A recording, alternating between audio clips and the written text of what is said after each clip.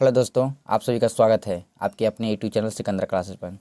आज हम सामाजिक विज्ञान अर्थात सोशल साइंस के आपदा प्रबंधन का ऑब्जेक्टिव क्वेश्चन देखेंगे। एग्जाम में इससे ज़्यादा एक भी क्वेश्चन ज़्यादा नहीं आएगा। आपदा प्रबंधन से जो क्वेश्चन पूछता है 4 या 5, एग्जाम में इससे ज़्यादा एक भी नहीं आएगा। इसलिए आप लोग शुरू से लास्ट तक वीडियो को ज़रूर देखें, शुरू से लास्ट तक ज़रूर देखें। आप लोग का जो 8 मार्च का एग्ज़ाम होगा उसके लिए इससे 4 नंबर जितना हम बताएंगे उससे 4 नंबर पक्का आएगा। 4 नंबर एकदम फिक्स है कि इसी से रहेगा। चलिए देर न करते हुए शुरू करते हैं। यदि आप लोग को यह वीडियो अच्छी लगी तो लाइक, शेयर और चैनल पर नया है तो सब्सक्राइब जरूर कीजिएगा। पहला क्वेश्चन, इनमें से कौन प्राकृतिक आपदा नहीं है? प्राकृतिक आपदा नहीं है तो कौन हो जाएगा? आतंकवाद जो प्राकृतिक आपदा नहीं है बल्कि यह मानव जनित आपदा है। मानव जनित आपदा है। सुनामी, बाढ़, भूकंप, चक्रवात, ये सभी जो होते हैं क्या होते हैं? प्राकृतिक आपदा होते हैं। चलिए आगे बढ़ते हैं। सुनामी का प्रमुख कारण क्या है? सुनामी का प्रमुख कारण क्या है? तो सुनामी का प्रमुख कारण क्या है? तो समुद्र में भूकंप आना। समुद्र में क्या आना? भूकंप आना। समुद्र में जब भूकंप आता है तो क्या आता है? सुनामी आता है। क्या आता है? सुनामी आता है। चलिए आगे बढ़ते हैं।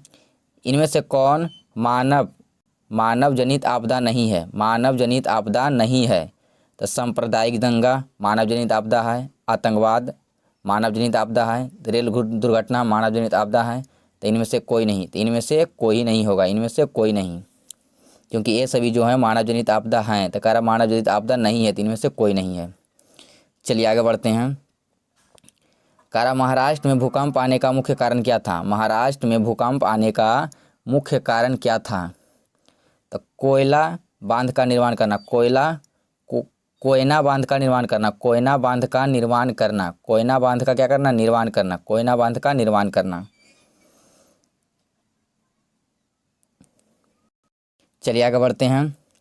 कौन प्राकृतिक आपदा नहीं है? कौन प्राकृतिक आपदा नहीं है? प्राकृतिक आपदा नहीं है अर्थात कौन आपदा होगा? मानव जनित आपदा। तो हिंसा जो है मानव जनित आपदा है। और बाढ़, भूकंप, सुखाड़ ये सभी जो है प्राकृतिक आपदा है। चलिए आगे बढ़ते हैं। भूकंप किस प्रकार का आपदा है? भूकंप जो है किस प्रकार का आपदा है? तो प्राकृतिक आपदा है। भूकंप कैसा आपदा है? प्राकृतिक आपदा। चलिए आगे बढ़ते हैं। इनमें कम विनाशकारी आपदा कौन है? कम विनाशकारी आपदा कौन है? इनमें से कम विनाशकारी आपदा कौन है? तो भूस्खलन जो है सबसे कम विनाशकारी है। चलिए आगे बढ़ते हैं। इनमें से कौन मानव जनित आपदा है? इनमें से कौन मानव जनित आपदा है? तो सांप्रदायिक दंगे, आतंकवाद, महामारी, इनमें सभी। तो इनमें से सभी जो है मानव जनित आपदा है। इनमें सभी जो है मानव जनित आपदा है। चलिए आगे बढ़ते हैं। निम्नलिखित में किस नदी को बिहार का शोक कहा जाता है? किस नदी को बिहार का शोक कहा जाता है? तो कोसी नदी को। किसको? कोसी नदी को। यह बार बार पूछता है कि बिहार का शोक किसे कहते हैं? कोसी नदी को। चलिए आगे बढ़ते हैं। नदियों में बाढ़ आने का प्रमुख कारण क्या है? नदियों में बाढ़ आने का प्रमुख कारण क्या है? तो वर्षा जल की अधिकता। जल की जब अधिकता हो जाती है तो नदियों में बाढ़ आता है। जल की अधिकता। चलिए आगे बढ़ते हैं।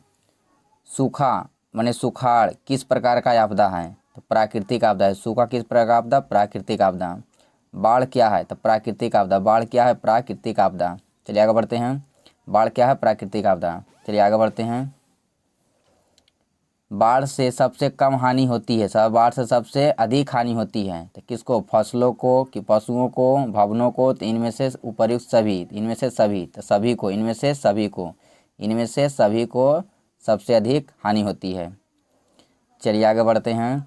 बिहार का कौन सा क्षेत्र बाढ़ ग्रसित क्षेत्र है? बिहार का कौन सा क्षेत्र बाढ़ ग्रसित क्षेत्र है? ग्रसित क्षेत्र है माने बाढ़ से ज़्यादा प्रभावित होता है। तो उत्तरी बिहार। कौन बिहार? उत्तरी बिहार। उत्तरी बिहार जो है बाढ़ से ज़्यादा ग्रसित क्षेत्र है। माने ज़्यादा बाढ़ ग्रसित का मतलब ज़्यादा ग्रसित माने घिरा हुआ बाढ़ से कौन है? तो उत्तरी बिहार है। कौन बिहार? उत्तरी बिहार। चलिए आगे बढ़ते हैं। कृषि सुखाड़ होता है तो जल के अभाव में। कृषि सुखाड़ कब होता है? जल के अभाव में।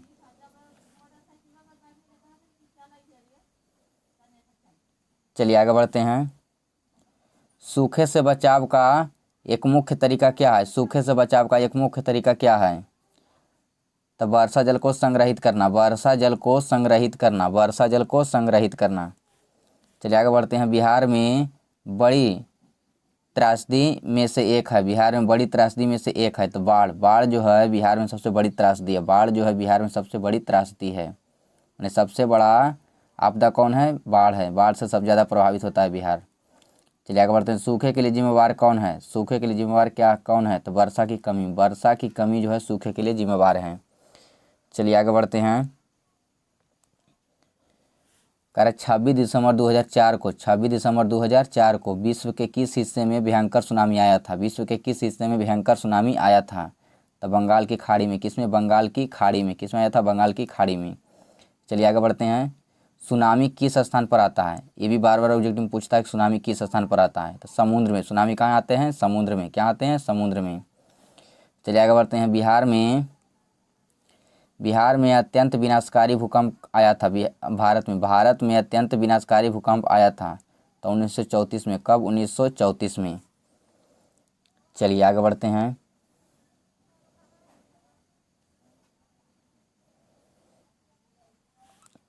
भूकंप केंद्र के ऊर्ध्वाधर पृथ्वी पर स्थित केंद्र को क्या कहते हैं? जब पृथ्वी पर स्थित रहेगा तो उसको केंद्र को क्या कहते हैं? पृथ्वी पर स्थित केंद्र को क्या कहते हैं? तो अधिकेंद्र। क्या कहते हैं? अधिकेंद्र। क्या कहते हैं? अधिकेंद्र। भूकंप केंद्र के ऊर्ध्वाधर, भूकंप केंद्र का मतलब जहाँ भूकंप की उत्पत्ति होती है उस केंद्र को हम लोग बोलते हैं भूकंप केंद्र। भूकंप की उत्पत्ति जहाँ होती है उस केंद्र को बोलते हैं भूकंप केंद्र। अब भूकंप केंद्र के ऊर्ध्वाधर माने भूकंप केंद्र के ऊपर पृथ्वी पर स्थित हुआ केंद्र को क्या कहते हैं? जहाँ पर सबसे पहले अनुभव होता है तो उसे बोलते हैं अधिकेंद्र। चलिए आगे बढ़ते हैं। महासागर के तली पर होने वाले कंपन को किस नाम से जाना जाता है? महासागर की तली में होने वाले कंपन को किस नाम से जाना जाता है? सुनामी। किसे जानते हैं? सुनामी। जब महासागर में होगा तो उसे क्या बोलेंगे? सुनामी। या समुद्र में होगा तो उसे क्या बोलेंगे? सुनामी। किस नाम से जानते हैं? सुनामी के नाम से। चलिए आगे बढ़ते हैं। आप लोग को अच्छी से समझ में आ रहा होगा। भूपटल के नीचे का वह स्थल जहाँ भूकंप का जन्म होता है वह क्या कहलाता है? तो भूकंप केंद्र। जहाँ भूकंप का जन्म होगा माने उत्पन्न होगा, जहाँ भूकंप उत्पन्न होगा उसे क्या बोलेंगे? भूकंप केंद्र बोलेंगे। क्या बोलेंगे? भूकंप केंद्र। चलिए आगे बढ़ते हैं। कारण निम्नलिखित में कौन सुनामी का मुख्य कारण है? सुनामी का मुख्य कारण क्या है? तो समुद्र में भूकंप आना। समुद्रों में क्या आना? भूकंप को आना। भूकंप को कहाँ आना? समुद्र में। सुनामी का मुख्य कारण है। चलिए आगे बढ़ते हैं। कह पृथ्वी पर भूकंप से पृथ्वी की सतह पर पहुंचने वाली सबसे पहली तरंग को किस नाम से जानता है? सबसे पहली तरंग को किस नाम से जाना जाता है?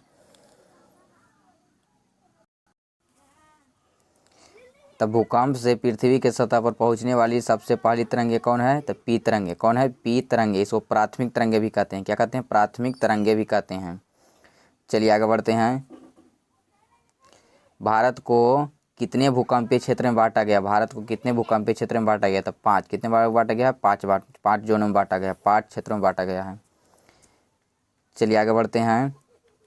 इनमें से कौन भूकंपीय तरंगे नहीं है? इनमें से कौन भूकंपीय तरंगे नहीं है? तो ओ भूकंपीय तरंगे नहीं है। चलिए आगे बढ़ते हैं। सबसे खतरनाक तरंगे कौन है? तो पी तरंगे। पी तरंगे जो होती है सबसे खतरनाक तरंगे होती है। सबसे खतरनाक तरंगे होती है। यह प्राथमिक तरंगे भी है। चलिए आगे बढ़ते हैं। कर भूकंप तथा सुनामी से बचाव में निम्न से कौन सा तरीका सही नहीं है? तो भगवान भरोसे बैठ जाना। भगवान भरोसे बैठ जाना ये जो है सही नहीं है। भगवान भरोसे बैठे रहना। चलिए आगे बढ़ते हैं। बाढ़ के समय निम्नलिखित में किस स्थान पर जाना चाहिए? बाढ़ के समय किस स्थान पर जाना चाहिए? तो ऊंची भूमि वाले स्थान पर। ऊंची भूमि वाले स्थान पर। चलिए आगे बढ़ते हैं। मलबे के नीचे दबे हुए लोगों को पता लगाने के लिए किस यंत्र का उपयोग किया जाता है? तो इंफ्रारेड कैमरा। इंफ्रारेड कैमरा का। चलिए आगे बढ़ते हैं। आग से जलने की स्थिति में जले हुए स्थान पर क्या प्राथमिक उपचार करना चाहिए? तो ठंडा पानी डालना चाहिए। ठंडा पानी डालना चाहिए। प्राथमिक उपचार क्या करना चाहिए? ठंडा पानी डालना चाहिए। चलिए आगे बढ़ते हैं। बस्ती या मकान में आग लगने की स्थिति में क्या करना चाहिए? तो अग्निशामक को बुलाना चाहिए। अग्निशामक मतलब आग बुझाने वाले यंत्र को बुलाना चाहिए। चलिए आगे बढ़ते हैं। यहाँ थोड़ा सा छूट गया संसार का सबसे लोकप्रिय साधन क्या है? संसार का सबसे लोकप्रिय साधन क्या है? संचार का सबसे लोकप्रिय साधन क्या है?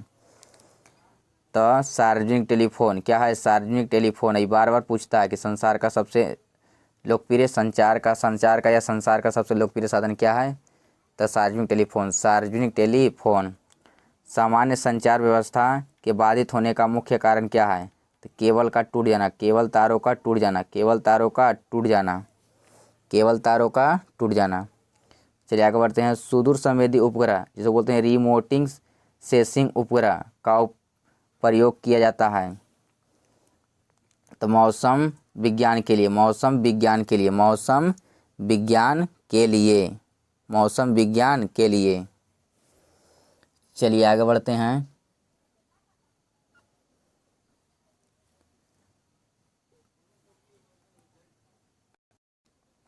सॉरी, इसका ये नहीं होगा, मौसम विज्ञान के लिए नहीं बल्कि संसाधनों की खोज के लिए, संसाधनों की खोज के लिए एवं मौसम विज्ञान के लिए दूरसंचार के, इनमें से सभी हो जाएगा, इनमें से सभी हो जाएगा,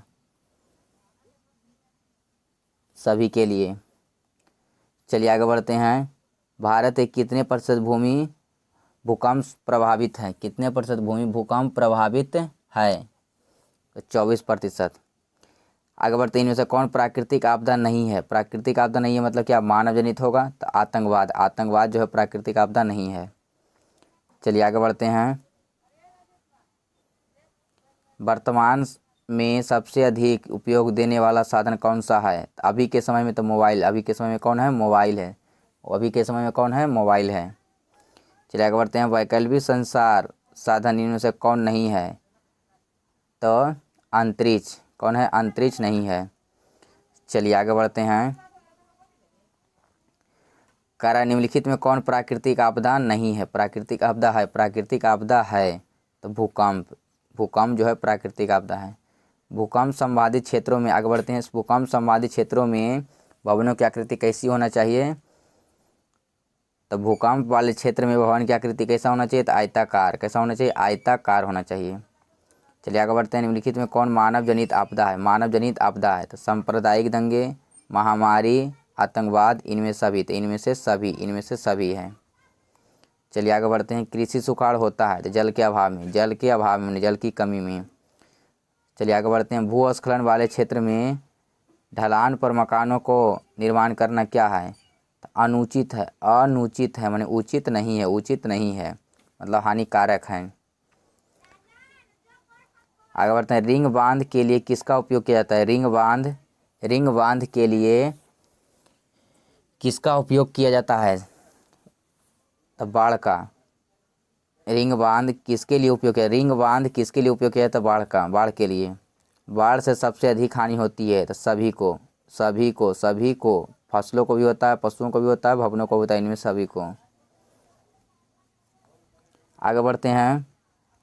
सुनामी प्रभावित क्षेत्रों में मकान का निर्माण कहाँ करना चाहिए? तो समुद्र तट से दूर, समुद्र तट से दूर, समुद्र तट से दूर, समुद्र तट से दूर ऊंचाई स्थानों पर, समुद्र तट से दूर ऊंचाई स्थानों पर, समुद्र तट से दूर भी रहना चाहिए और ऊंचाई स्थानों पर रहना चाहिए, समुद्र तट से दूर भी रहना चाहिए और ऊंचाई स्थानों पर भी रहना चाहिए। Option number B, option number B, C नहीं बल्कि ऑप्शन नंबर बी। चलिए आगे बढ़ते हैं। कह सुनामी मीटर द्वारा समुद्र तल में क्या मापते हैं? तो सुनामी मापते हैं। आगे बढ़ते हैं। दक्षिण एशिया के देशों में 26 दिसंबर 2004 को कौन सा आपदा आया था? तो सुनामी आया था। क्या आया था? सुनामी आया था। आप लोग को यह वीडियो कैसी लगी कमेंट बॉक्स में ज़रूर बताएंगे। इसको अच्छे से एकदम एक बार दो बार रिवीजन कर लीजिए क्योंकि इससे ज़्यादा ऑब्जेक्टिव एक भी नहीं पूछेगा। आपदा से, आपदा प्रबंधक से इससे ज़्यादा ऑब्जेक्टिव एक भी नहीं पूछेगा।